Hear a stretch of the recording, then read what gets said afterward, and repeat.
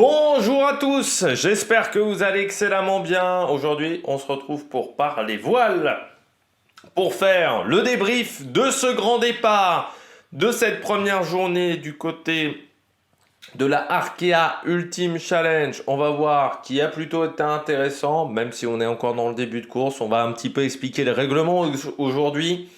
On va rappeler un petit peu comment ça va se passer du côté de la course lors de cette première vidéo. N'hésitez pas à vous abonner à la chaîne, à réagir dans les commentaires, à mettre un pouce bleu, à partager la vidéo sur les réseaux sociaux, notamment auprès de vos proches, si vous pensez que ça peut les intéresser. Dans les commentaires, n'hésitez pas à me dire ce que vous avez pensé de ce début de course, si vous avez pu le voir et le suivre un petit peu TikTok, avec le débrief des compétitions en direct, notamment le biathlon. Et puis si vous avez les moyens et que vous voulez soutenir mon travail, vous pouvez faire un super thanks. Vous pouvez ajouter la petite cloche, comme ça vous êtes au courant des dernières vidéos qui sortent sur la chaîne, surtout si vous mettez toutes les notifications. Et puis vous pouvez également aller voir les playlists des différentes vidéos qui sont présentes en ligne. Et puis vous pouvez mettre le petit pouce bleu, pardon, comme ça vous êtes au courant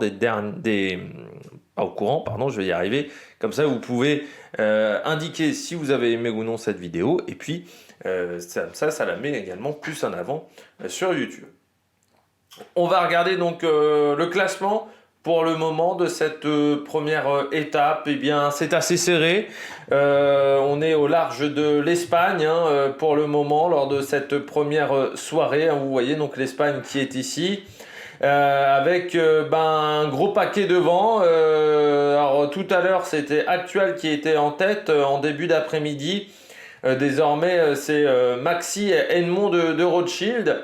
Mais on voit que les écarts sont extrêmement réduits entre Maxi et Edmond de Rothschild et Actual. Il y a seulement 21 000 nautiques, donc c'est vraiment pas grand chose. On est encore sur des trajectoires similaires entre les différents concurrents. SVR Lazertig est ici. Et puis vous avez Sodebo, toujours un petit peu en retrait, on va dire, en termes de vitesse. On est parti quand même sur des cadences très intéressantes. On est déjà à 23 nœuds de moyenne sur les 24 dernières heures. Moi je trouve aussi ce qui est assez stupéfiant en ce début de course dans cette catégorie. Vraiment on a même du mal à voir où est Banque Populaire. C'est SVR que j'ai perdu, mais qui doit être à côté de Sodebo. J'ai perdu SVR où il est vraiment ah oui, voilà, les deux sont côte à côte, je pense, parce que là j'ai Maxime et Mont de Rothschild. Voilà, là il y a Banque Populaire, SVR. Voilà, les deux sont côte à côte, donc sont vraiment bord à bord, vu la différence de distance, ils se voient. Et puis vous avez Sodebo qui est à 8 nœuds, à 8000 nautiques, mais on voit que les moyennes sur 24 heures sont très intéressantes, avec du 23, du 23 nœuds, voilà à peu près, pour tous ces concurrents. Donc ça, c'est vraiment pas mal. Et même Actual est sur des belles moyennes, 22 nœuds 5, donc ça c'est très intéressant. Je rappelle que Actual est un bateau un peu plus âgé, c'est l'ancien massif de François Gabard. Avec le Adagio, c'est les deux seuls bateaux qu'on fait pour le moment un tour du monde en solitaire aussi. C'est important de le signaler, donc ils ont déjà un petit peu de fiabilité sur ces bateaux-là. Ce qui n'est pas le cas des trois de devant, des quatre de devant, pardon, qui eux n'ont jamais fait de tour du monde. Alors Sodebo a fait un demi-tour du monde en équipage jusqu'au Pacifique, mais il n'a jamais été plus loin que le Pacifique. Et SVR Lazertig, Banque Populaire, eux, n'ont jamais fait autre chose que des transatlantiques. Et du côté de Gitana, on n'a jamais été plus loin que l'Afrique du Sud, là aussi. Donc, on a peu d'expérience dans ce domaine-là. Derrière, donc vous avez donc Actual, et puis un peu plus loin Adagio à 150 000. Alors Adagio, encore une fois, c'est un bateau qui n'est pas volant, donc c'est-à-dire qu'il ne peut pas aller à la même vitesse que ses petits camarades, le bateau d'Éric Perron. Mais 17 nœuds 3 sur les 24 dernières heures pour un bateau qui n'est pas volant, je trouve que c'est plutôt très intéressant comme moyenne. Donc ça veut dire qu'Éric Perron mène bien son bateau pour le moment. Alors là, il se retrouve dans des conditions qui sont un peu moins bonnes, mais il était même à 19, quasiment 20 nœuds il y a quelques heures. Donc c'est vraiment des moyennes qui étaient très très intéressantes.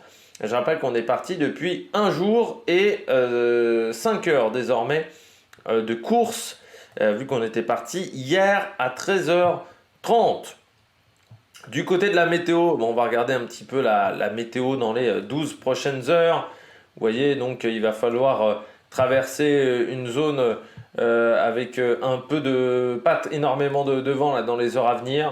Vous voyez, donc avec une petite dépression qui va ensuite arriver. Donc il devrait quand même avoir des vitesses intéressantes. Il faudra faire attention, c'est que vous avez des zones d'exclusion qu'il faudra contourner, qui sont assez étroites, notamment au large des Açores et de Madère et des Canaries.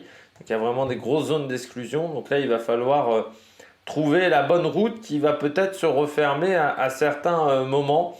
Parce que comme vous voyez, là, il y a quand même une zone de molle qui va être assez forte ici. Donc il va falloir réussir à trouver la bonne solution et ne pas se faire piéger dans cette première situation. Alors vous voyez, hein, il y a des zones de plusieurs couleurs sur la carte. Vous voyez des zones rouges, des zones bleues. Alors les zones rouges, c'est des zones interdites parce que parfois ce sont des routes de cargo, parfois aussi parce que ce sont des endroits dangereux. Là c'est par exemple au large de la Mauritanie parce qu'il y a des pirates. On a également la même chose bon, au large de Djibouti. Là on n'ira pas au large de Djibouti, mais ça fait partie des zones dangereuses. Il y a des zones bleues. Alors que vous voyez ici, ça ce sont des zones d'exclusion liées aux cétacés. Et ça c'est une première dans l'histoire de la course à la voile, c'est-à-dire pour éviter les problèmes également avec les cétacés, eh bien on a décidé de créer des zones interdites donc voilà, sur les grosses îles. Et ce qui fait que pour le départ, mais également pour le retour, il faudra éviter ces zones-là, ce qui ne va pas être facile parce qu'elles sont quand même sur le chemin habituel. Et puis bien entendu, il y a une zone d'exclusion arctique, mais ça c'est habituel sur le Vendée Globe désormais. Donc une zone des glaces qu'il ne faut pas franchir. On rappelle que c'est un tour du monde comme le Vendée Globe, c'est-à-dire qu'il faut passer par le cap de Bonne-Espérance, le cap Lewin également, et revenir par le cap Horn avant de remonter vers Brest, qui est le lieu de départ de la course. Avec deux particularités par rapport à un Vendée Globe, hein, pour finir d'un point de vue règlement, et on en terminera dans cette vidéo. Et bien, c'est qu'on a déjà